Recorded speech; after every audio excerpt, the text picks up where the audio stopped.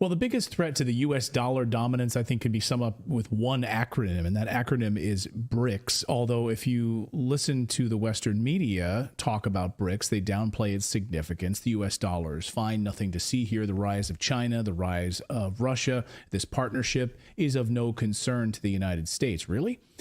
That's really interesting. Last week in South Africa, the BRICS coalition of Russia, China, India, Brazil, and South Africa saw its biggest expansion yet, adding 6 new countries to its expanding list. Journalist Mike Jones joins us now to look at the BRICS summit, its larger implications. And Mike, I got to say, it is amazing to sort of look at the Western media coverage of this, in the United States at least. There's almost no coverage of it, very little coverage, and very little concern about the U.S. dollar dominance as it relates to BRICS. What are you seeing in terms of Europe and other parts of the world?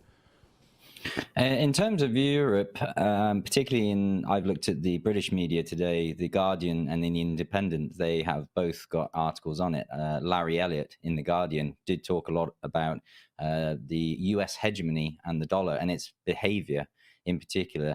Also referenced the behavior of the G7 and how this very exclusive sort of attitude and pushing away countries has perhaps helped BRICS and helped these nations that want to be a part of what is a very inclusive organization. President Putin, in his speech, talked about how one of its founding principles is cooperation and working with people. Back during the days of COVID, when the G7 countries hoarded the vaccines, it caused a lot of animosity among certainly the developing countries. Here we see particularly African nations benefiting from Russia and China investing in them. So there are these two very different and very polarizing aspects. But on that same tone, Putin has said that we are not against anyone. We are working to raise people up and not sort of take commodities out of countries, which you can imagine was very positive for the African countries. But the coverage in the West that I've seen, as you say, minimalist or downplaying it, talk of this single currency. The Larry Elliott in his article in The Guardian sort of said the talk of a single BRICS currency is for the birds. This idea that, of course, and they've been doing this quietly since 2009, really, which has been buying up gold. And China and Russia have been buying up gold. They've been stockpiling gold. They've been, pushing towards this BRICS currency, which is backed by commodities, right? Actual tangible things that you can pull out of the ground, things that these countries are very rich in. The United States currency, of course, backed by nothing. It's backed by debt, actually, and military might. That's how the U.S. dollar is built. It's on debt and military muscle.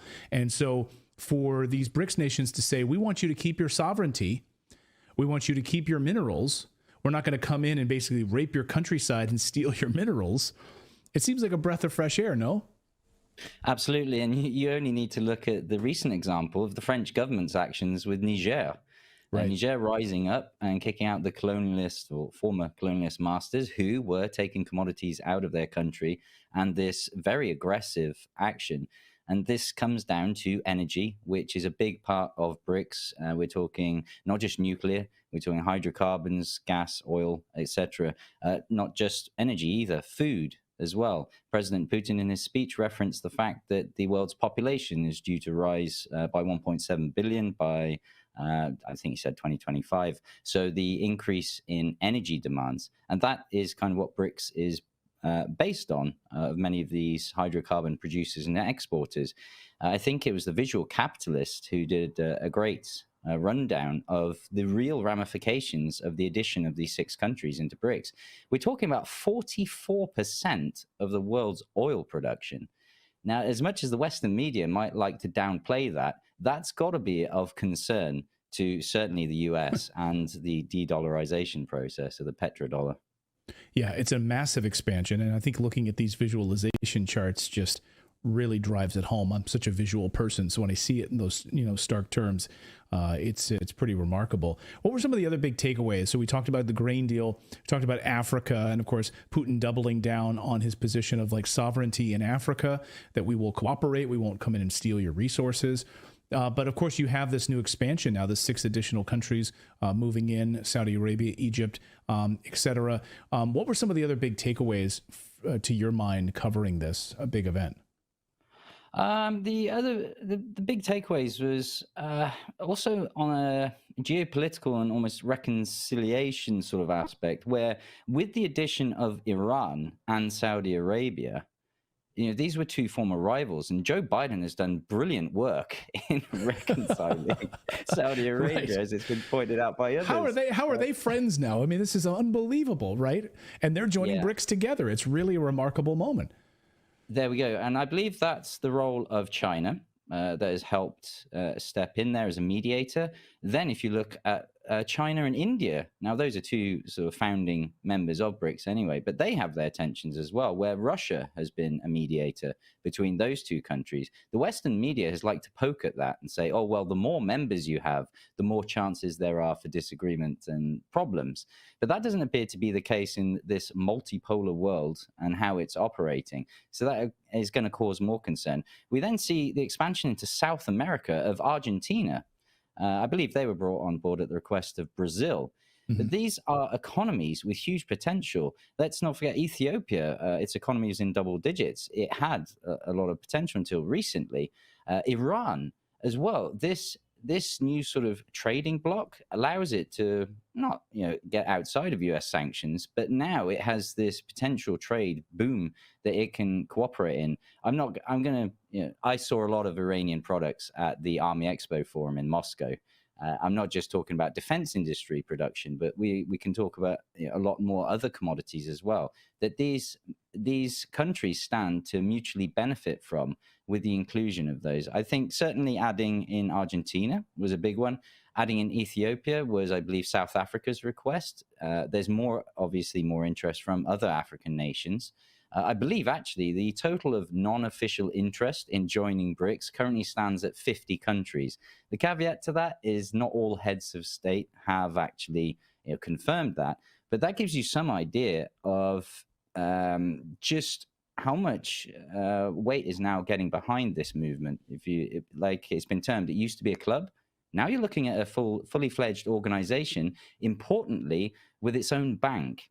And even, as I say, Western media acknowledging that in contrast to the IMF, that often has these crippling conditions in exchange for sovereign wealth, the BRICS Bank is almost no strings attached. I believe, was it not Janet Yellen who warned against dealing with the BRICS Bank, saying, just beware?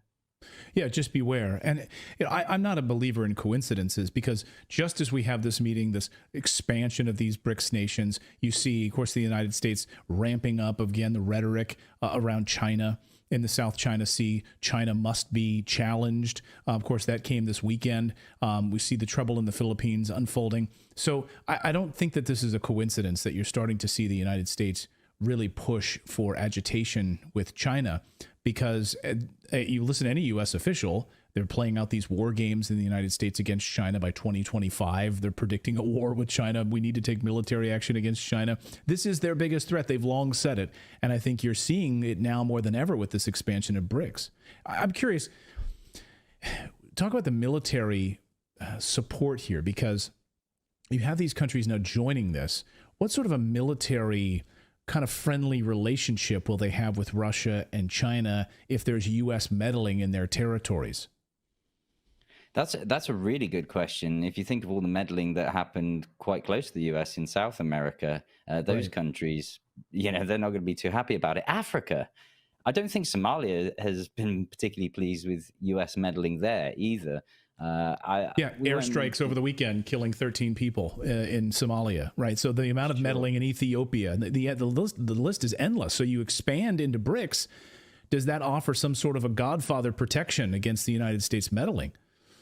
Let's look at Africa as an example with Wagner in its presence there, especially with Niger, Burkina Faso, the very friendly relations that Africa has built with Wagner, and by extension then Russia as well. It's difficult to say with any certainty, but you can see how sort of behind the scenes certain mechanisms can be employed if you are leaning towards this direction. And I'm sure that under the table there are agreements that can and will be made in that regard. So I think I think this is kind of almost karmic now. We've had since the Second World War this behavior, this domination of the petrodollar, but certainly this bullying behavior that President Putin called out in his speeches at the BRICS summit, not just then, but on many occasions before.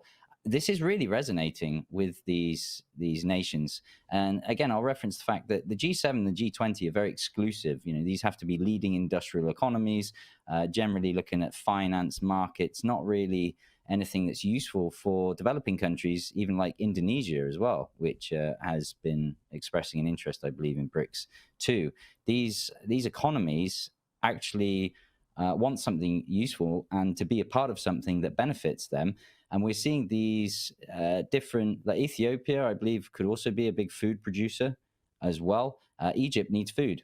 Russia, a big food producer. So there's just logical relationships that will form there, and of course form bonds, which then help with this mutual cooperation to build a far more prosperous world outside of the indebted enslavement that the US seems to impose wherever it goes, and the G7 seems to represent, and the likes of Trudeau in Canada in their rhetoric, talking about exploitation of these smaller developing nations. I'll get you out of here on this, Mike. You live in Russia. How is the Russian media covering the events of South Africa and the expansion of BRICS? And what do the people, just at cafes and in Moscow and walking around talk about and seeing this expansion of BRICS? How is it being played there?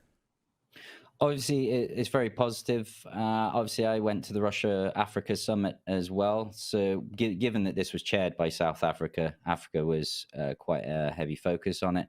It's obviously very positive because, once again, Putin's words are now ringing true and bearing fruit, if you like. We've talked in the context of the special military operation in the years where he warned about the West's behavior and their deceit. Now that's sort of spilling out and over into the world of these other countries that are acknowledging the truth behind what he's warned about.